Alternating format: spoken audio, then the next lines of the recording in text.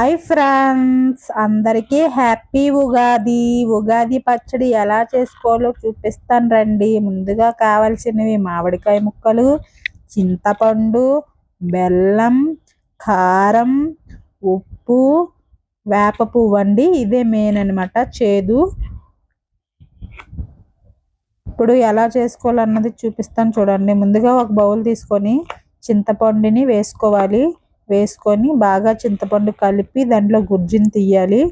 తీసిన తర్వాత దీంట్లోనే మామిడికాయ ముక్కలు వేసుకోవాలి. వేసుకొని ఒకసారి బాగా కలుపుకోవాలి.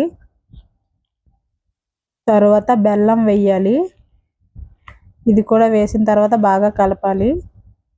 బాగా కలిపిన తర్వాత దీంట్లోనే కొంచెం ఉప్పు, కొంచెం కారం కూడా వేసుకోవాలి. వేసుకొని అంతా బాగా కలుపుకోవాలి. లాస్ట్లో కొంచెం వేప పువ్వు వేసుకోవాలి. ఇది చేదు అండి.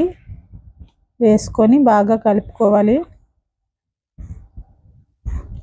అంతే, ఉగాది పచ్చడి రెడీ అయింది.